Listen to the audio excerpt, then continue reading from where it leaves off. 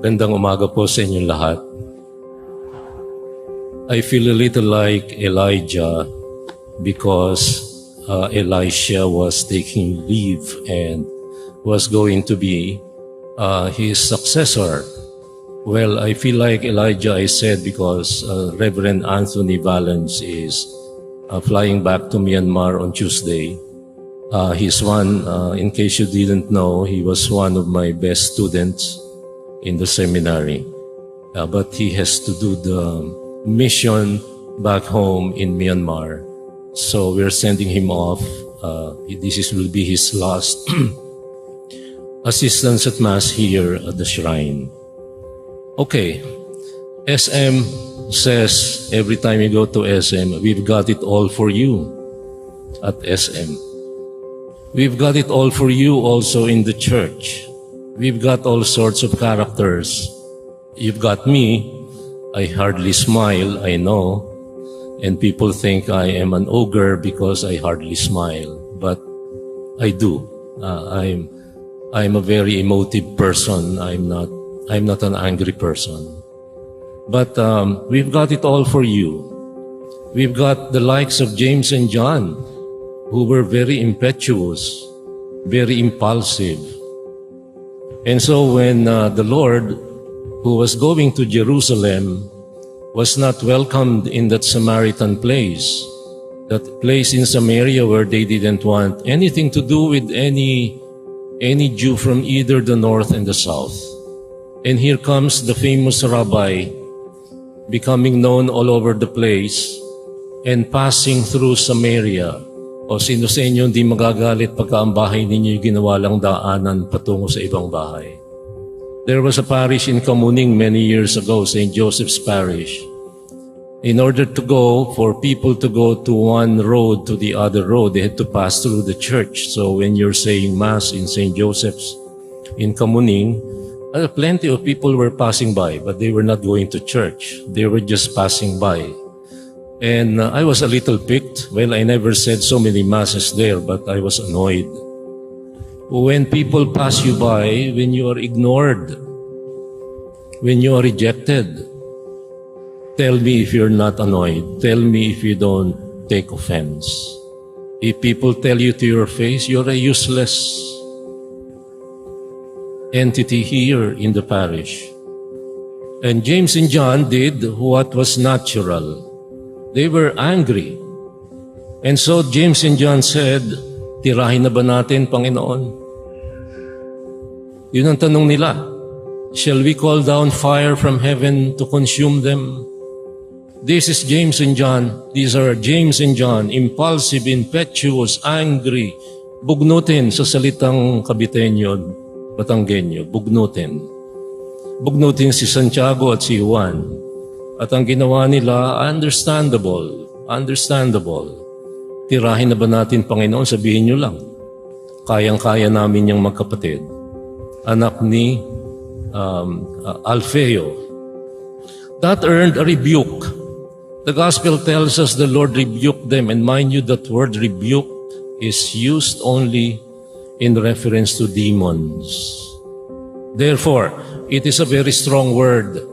When the Lord rebuked James and John, it was not just, oy, maghinay-hinay kayo, ha? No, He called them like it is. He told them like it is. That's very bad of you. Ang sama-sama nyo. That is associated with demons only. Pero, yan ang mga tipo natin. We've got it all for you in the church. We have bugnutin members of covenanted communities. We have those leaders who remain leaders all their lives. Covenanted communities, they always talk about parish priests should be changed and should step down every so often. What about them?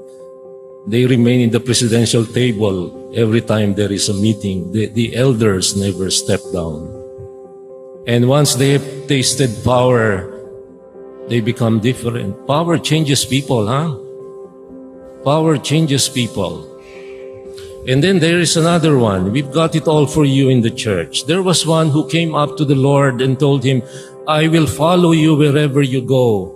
Oh, sounds like many of my former students who, as soon as they graduate in the board exams and they have a business, Father, let's do this. Ako bahala sa inyo. Pagandahin natin, palitan natin lahat ng dapat palitan sa simbahan. And about 10 years ago, we had an example of one who promised to, they destroyed the canteen in Don Bosco, Mandaluyong and promised to build it without paying. But then when I came in 2014, I was being charged $500,000 a month. And that building, the Braga building, was also supposed to have been given free. But we spent more than 15 million for it. And the canteen, after destroying it, I had to redo it because it was called the ruins for years. I will follow you wherever you go. My Lord, what promises. Anong sinabi ng Panginoon? Oy, hinay lang tol, hinay lang tol. May K ka ba? May K ka ba? Ano yung K na yan? Foxes have lungga and birds have the pugad. But the Son of Man has not even a pillow to lay his head on. May K ka ba? Kaya mo yan? Walang sinabi ko anong response ng taong ito na atat na atat, excited na excited. At he was ready to promise the heavens and the earth. I will follow you wherever you go. Really? Seriously now? May K ka ba? And then, we've got it all for you, like I said. There was one who said, Lord, I will follow you, but wait lang. Yan ang sagot ng mga batang, utusan nyo anak ninyo, upo ninyo. Laging sagot nila, wait lang. At yung wait lang, maghapon kayo magwe-wait lang. Yan ang sagot lagi ngayon ng mga digital natives, wait lang. Ang sagot ng mga politiko, teka. Ano ang sabi niya? I will follow you, Lord. But first, let me bury my dead father. May K, pero sangkatutakang pero, subalit datapwat, ngunit. Pero datapwat, subalit, ngunit. May K, may kakayahan, pero, teka muna, wait lang. May K nga, pero puro naman P, pasubali. And then, there is a fourth. Susunod ako, pero let me say goodbye first. Teka, wait lang pa rin. But you know what the gospel tells us? It's in the first statement, the first sentence. When the days for Jesus' being taken up were fulfilled, he resolutely determined to journey to Jerusalem. Now, this is a mouthful. He didn't saunter. He didn't make a trip. But he resolutely determined to go to Jerusalem. It was not a field trip. It was not an outbound trip. It was not an excursion. It was not an R&R trip. He resolutely determined to journey to Jerusalem, where he was going to face his enemies and where he will surely be condemned to death and die an ignominious death. This is decision. This is resolution. This is not teka. This is not wait lang. This is not pero subalit ngunit datapwat. Ito ay tunay na desisyon na gawin ang gusto at kalooban ng kanyang Ama. This is a lesson for us. Bakit? Because ang sagot natin ay laging kaya yan. Yakang-yaka. Yan ang salita ni Yorme na uso muli. Nung bata kami ng mga salita namin. Alaws, wala. Engot. Alam niyo ibig sabihin niya, engerts. Naging engerts ng mga 1980s. Nagbabago ang lingwahe. Yung komang, actually the original word is in Spanish, which is manco. Manco is means disabled. Pinaganda ng Pinoy, ginawang komang. Pero yun pa rin ang ibig sabihin. Pinaligtad. Ngayon, kung ang Panginoon ay may desisyong papunta sa Jerusalem, pero tayo ay Ayan, nabugnot, nagalit, nagtampo. Maraming balakid sa daan ng paglilingkod sa Diyos. Nandyan ang anger. I know what I'm talking about. I'm a counselor and I had anger issues when I was younger. Anger is a real obstacle to serving God. Bakit? Kasi gusto mo ikaw ang pumaper, making paper, pumapel, naunahan ka ng mas close sa parish priest, o mas may K, mahaba ang PC, malaki ang bank account, mas maganda ang cellphone, inasapawan ka, anger. Hindi na ako sisimba rito. I've heard this so many times. When I was a newly ordained priest, there was a family who came. I was ordained at 27, so at 28 I was there in the parish, Mary Help of Christians in Mayapa. And there was a family who came, Father, makikiusap po sana kami. Ano po ba yon? Ay ipakakasal ho namin ang aming anak eh. Ay nako, ay bakit pa na kailangan pakiusap? Ilang taon na ba? 16 anyos ho. Ay nako, hindi ho pwede. Ay kaya nga ho kami na parito'y makikiusap. Ay hindi nga po pwede. Nasa batas ho yan. Ay kaya nga ho kami na parito'y nakikiusap sa inyo. Baka naman Bekenemen, yun salita sa baka naman, salita ng mga bata ngayon sa social media. Baka naman, hindi nga po pwede. Ay kung ganyan pala kami mag-iiglesia na, di kasalanan ko pa. Ganyan tayo, nagalit. Hindi na ako sisigba rito. Nagtampo. Yan ang balakid. We make tampo all the time. Yan ang salitang kulasa. To make tusok-tusok the fish balls, make tampo, and all that. So nagtampo tayo. Sino pinarusahan mo? Ang Diyos.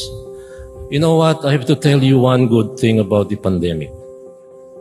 In the last 2 years and almost 2 years and a half now, the suicides all over the world fell down by many percentage points. Bakit? The whole world was in pain. You know, for suicide to happen, you have to have 3 things. 1, feeling burden. You're a burden to your family. 2, you have a thwarted sense of belongingness. You don't belong. I don't belong. Hindi ako pinapansin dito, hindi ako tinatao dito. I don't belong.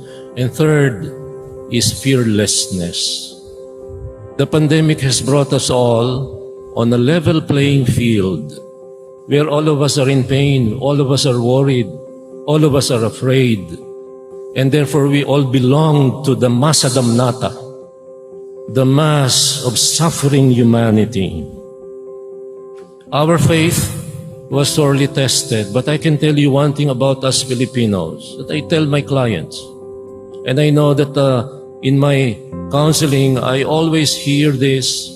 I have tried my best to be a good Catholic. I go to Mass every day. I pray several rosaries a day. Why does this bad thing have to happen to me? What have I done wrong? And I always tell my clients, it's okay. Tell God that. That is prayer. Your faith may have been shattered, but your hope is not. Because if you can tell the Lord, I'm mad with you. I make tampo with you. Tinikis mo ko.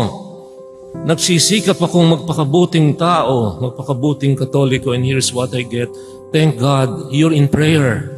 Remain in that prayer. Scold God. God can take it. God can take it. Because your faith may have been shattered, but your hope is alive. When you talk to God and complain to Him, your hope is alive. And faith, hope, and love are all directed towards God. Only to God.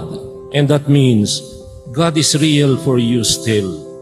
Even if you're angry, even if you are making tampo. But it is an obstacle to discipleship. Anger. Another obstacle. I will follow you wherever you go. May K ka ba? baka naman kailangan mo pa ng SUV. Baka naman kailangan mo ng koneksyon para pag nakasagasa ka, hindi ka makukulong. Hindi ko maintindihan ito. Sinagasaan niya yung pobreng gwardya. Niha-niho sa mga pulis, wala. At tinanggap natin na ito. Ano nangyari? Nagkabayaran ba? Ninong ba siya nung makapangyarihang may barel? We are all in pain. And you have a right to complain to God when you are in pain. Why? When you complain to God, you're praying. Your faith may be shattered, but your hope is intact. And that is just as well. Because that is what we need to keep alive in our hearts.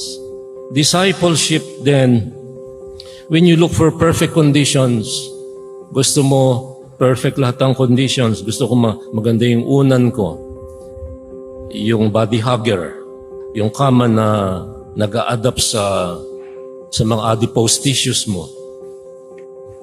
Ayaw mo ng plank lamang. And then the next obstacle, indecision. Wait lang. Teka. Indecision. You cannot get decided. Let the dead bury their dead. Hayaan nyo yung mga patay na hindi makapagdesisyon ang siyang gumawa ng paglilibing ng mga patay. Let those who cannot get decided do the dirty job of burying dead people. It's masakit na salita, masakit. And yet the Lord tells us and challenges us and tells us, like it is, that discipleship is not a walk in the park. And then the last obstacle is delay. You delay it, let me say goodbye first. Okay, delay. Then you miss the boat.